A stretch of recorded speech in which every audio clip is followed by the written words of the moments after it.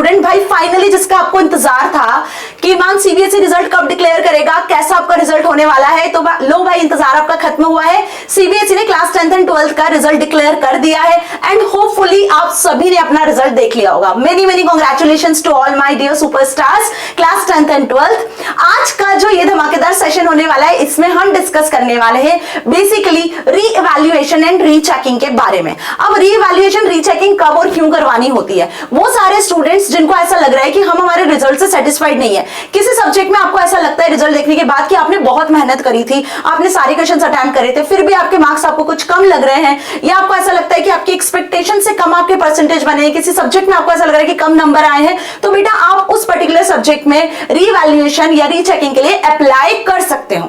अब मैम कैसे अप्लाई करें, क्या प्रोसेस है इसकी, क्या स्टेप्स फॉलो करना होगा, किस तरीके से अप्लाई करना है। इस बार सुनने में आ रहा है कि सीबीएसई ने पॉलिसी चेंज कर दी है, तो आखिर क्या नए चेंजेस किए हैं। यदि ये सारे डाउट्स आपके दिमाग में हैं तो बिल्कुल सही प्लेटफॉर्म पे आए हो। जल्दी से चैनल को सब्सक्राइब कर लो, वीडियो को लाइक कर लो और बेल आइकन को प्रेस कर लो, क्योंकि आगे ऐसे बहुत से इंपॉर्टेंट वीडियोस हैं जो आपकी हेल्प कर सकते हैं। ठीक है जी, तो आज जानेंगे हम कि आखिर रीवैल्यूएशन और रीचेकिंग का क्या क्राइटेरिया है। स्टेप बाय स्टेप प्रोसेस में बताने वाली हूं आपको, तो स्टार्ट से लेकर एंड तक पूरा वीडियो देखना। देखो रीवैल्यूएशन और रीचेकिंग का मेन मोटिव क्या है वो तो आप समझ चुके हो कि वो सारे स्टूडेंट जिनको ऐसा लगता है कि आपके कम नंबर आए हैं तो बेसिकली आप रीवैल्यूएशन या रीचेकिंग के लिए अप्लाई कर सकते हो। मतलब कि आपको कुछ 500 700 ऐसा कुछ चार्ज आपको पे करना होता है पर्टिकुलर सब्जेक्ट की कॉपी के लिए। ठीक है, अब इस बार सीबीएसई ने एक चेंज किया है। अब वो चेंज किया है सीबीएसई ने रिजल्ट आने के पहले ही वो चेंज आपको बता दिया था और इस पर मैंने एक डेडिकेटेड वीडियो भी आपके लिए बनाया हुआ है। मतलब यदि हम जाते हैं कहां पर, यदि हम जाते हैं सीबीएसई की मेन वेबसाइट पर,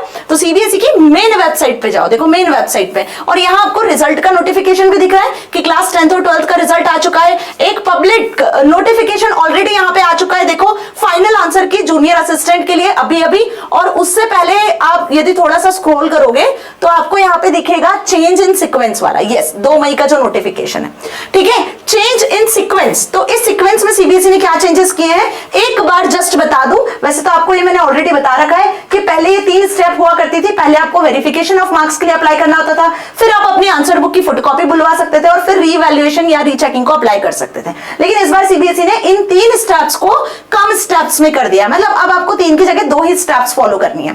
पहली स्टेप तो ये होगी कि आप फोटोकॉपी बुलवा लो पहले। मतलब आपको ऐसा लग रहा है कि कम नंबर आए हैं तो आप ना पहले ही अप्लाई कर दो फोटोकॉपी के लिए, तो आपकी आंसर बुक की फोटोकॉपी आपको मिल जाएगी। आप इत्मीनान से अपनी आंसर बुक के एक एक क्वेश्चन को चेक करना। आपको फील होता है, आपको लगता है कि भाई यहाँ पे कुछ गड़बड़ है या इस क्वेश्चन में मार्क्स कम मिले हैं, या आपकी रीटोटलिंग में आपको कुछ लगता है कि भाई टोटल में कहीं कोई मिस्टेक हुई है, यदि आपको ऐसा फील होता है तो आप सेकंड स्टेप पे जा सकते हो, that is verification of marks और रीवैल्यूएशन। या दोनों भी करवा सकते हो, मार्क्स को भी वेरीफाई करवा सकते हो, रीवैल्यूएट भी करवा सकते हो। ठीक है, तो अब इस बार आप सीधे सीधे अपनी फोटोकॉपी के लिए अप्लाई कर सकते हो। अब जो सबसे बड़ा क्वेश्चन अराइज होता है वो ये कि मैम आखिर फोटोकॉपी के लिए अप्लाई करें कैसे। अभी तक भी सीबीएसई ने कोई भी ऑफिशियल नोटिफिकेशन इसके लिए जारी नहीं किया है ना। यदि हम मेन वेबसाइट पे आए तो एक नोटिफिकेशन यहाँ पे जरूर दिख रहा है सीबीएसई रिक्रूटमेंट एग्जामिनेशन से रिलेटेड, है ना, लेकिन वो अभी आपके फाइनल आंसर की का नहीं है। तो मैम अभी तक भी रीवैल्यूएशन या ऑब्टेनिंग फोटोकॉपी इसके लिए कोई भी ऑफिशियल नोटिफिकेशन तो आया ही नहीं है, तो अप्लाई कैसे करें। तो हमें लिटिल वेट करना है, क्योंकि तो अभी तो आपका रिजल्ट ही आया है डियर स्टूडेंट्स। मतलब बात करें तो कल तो आपको रिजल्ट ही आया, तो थोड़ा सा वेट करो। सीबीएसई आपको रीवैल्यूएशन के लिए भी एक ऑफिशियल नोटिफिकेशन जारी करेगा और उसमें क्लियरली आपको सारी चीजें मेंशन करेगा कि कितनी फीस लगना है, किस डेट पे आपको रीवैल्यूएशन के लिए अप्लाई करना है, कौन सी लास्ट डेट हो सकती है, वो सब आपको उस ऑफिशियल नोटिफिकेशन में बता दिया जाएगा। लेकिन मैम अप्लाई कैसे करना है तो वो सुनो, आपको क्या करना है इसका प्रूफ बताती हूँ मैं। देखो यहाँ पे जाना है आपको परीक्षा संगम पर। परीक्षा संगम में आपको सारी डिटेल्स मिल जाती है। परीक्षा संगम पे जाओगे, कंटिन्यू पे क्लिक करोगे, स्कूल्स पे आ जाना। ठीक है, स्कूल्स में आओगे तो यहाँ पे आपको जाना है पोस्ट एग्जाम एक्टिविटीज में, school DigiLocker and post exam activities. जो स्कूल होता है ना वो भी यहीं से निकालता है डिटेल्स। ठीक है, तो एक तो आपको सर्कल दिख रहा है स्कूल डिजिलॉकर एक्सेस का, दूसरा सर्कल आपको दिख रहा है रीचेकिंग एंड रीवैल्यूएशन का। ठीक है जी, यदि आप डिजिलॉकर एक्सेस पे क्लिक करते हो तो यहां से आप अपना रिजल्ट देख पाओगे। देखो यहां से साइन इन करके स्कूल जो है बच्चों का रिजल्ट यहां से निकालता है। ठीक है, तो ये तो हमें समझ में आ गया मैम ये किसका है कि स्कूल के रिजल्ट का है। ठीक है जी, अब आ जाते हैं और बात करते हैं स्कूल के रिजल्ट के बाद वही परीक्षा संगम पर दूसरे सर्कल की। तो यहां से तो हमने देख लिया कि रिजल्ट देख पा रहे हैं। अब दूसरा जो यहाँ पे सर्कल आपको दिख रहा है वो ये बोल रहा है रीचेकिंग एंड रीइवैल्यूएशन। जैसे ही मैं इस पे क्लिक करती हूं तो बेसिकली कोई भी आप देखो यहाँ पर कोई भी जो इंटरफेस है वो ओपन नहीं हो रहा है, मतलब कि ब्लू वाला जो सर्कल है वो एक्टिव है, वो लिंक एक्टिव हो चुकी है, लेकिन रीइवैल्यूएशन, फोटोकॉपी और वेरिफिकेशन की लिंक अभी एक्टिव नहीं हुई है। तो यहां से आप रीइवैल्यूएशन, वेरिफिकेशन, रीइवैल्यूएशन की डिटेल एक्सेस कर सकते हो। जैसे ही सीबीएसई ये पर्टिकुलर लिंक को एक्टिव करेगा तो ये सर्कल ब्लू कलर का हो जाएगा और यहां पे क्लिक करोगे तो आपके सामने पूरी डिटेल आपको मिल जाएगी। रीइवैल्यूएशन से रिलेटेड जो फॉर्म्स हैं, क्या फीस आपको पे करनी है ना, और कब आपका जो रीइवैल्यूएशन उसका रिजल्ट आएगा, रीइवैल्यूएशन के लिए अप्लाई कैसे करना है, लास्ट डेट क्या है, कितनी फीस होगी, सारी डिटेल बहुत जल्दी सीबीएसई आपके लिए डिक्लेयर करने वाला है। बस अब क्या करना है, हमें 1-2 दिन का वेट करना है, 1-2 दिन के अंदर ये सारी डिटेल आ जाएंगी। ठीक है जी, अब ये तो बात हो गई मैम रीइवैल्यूएशन की। ठीक है जी, इतना हमें अच्छे से समझ में आ चुका है।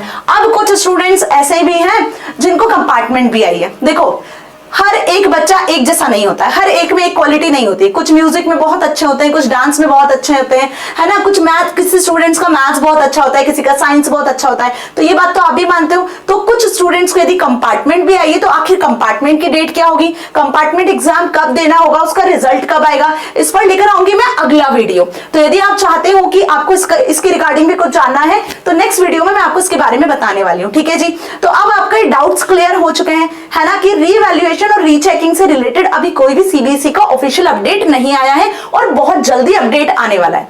यदि उस अपडेट को एक्सेस करना चाहते हो तो चैनल को अभी सब्सक्राइब कर लेना। जैसे ही अपडेट आएगा मैं प्रॉपर एक वीडियो आपके लिए बना दूंगी। 500 या 700 रुपए आपकी फी होती है रीचेकिंग रीवैल्यूएशन की आंसर बुक की कॉपी बुलवाने की, तो उसके अकॉर्डिंग फिर जो है आपका आगे का प्रोसेस होता है। ठीक है जी, तो अब यदि आपने अभी तक भी जो है चैनल को सब्सक्राइब नहीं किया तो कर लो बेटा जी, है ना, क्योंकि सीबीएसई क्लास 9 to 12 के नए सेशन की शुरुआत हो चुकी है।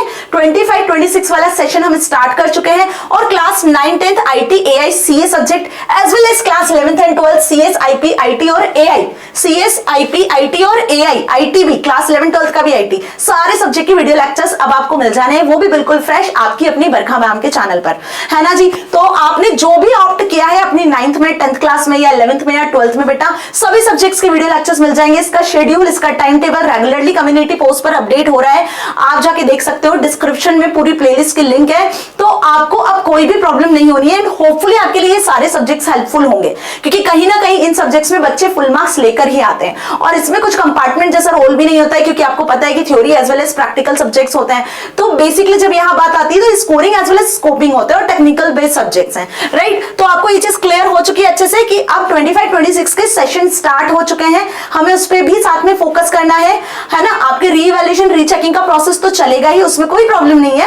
आप चाहो तो रीवैल्यूएशन के लिए अप्लाई कर सकते हो, वेरिफिकेशन के लिए अप्लाई कर सकते हो, अपनी फोटोकॉपी भी बुलवा सकते हो। ठीक है जी, लेकिन साथ ही साथ नए सेशन की भी शुरुआत हो चुकी है बेटा जी, हमें अपने क्लास 11th में और 12th पे भी फोकस करना है।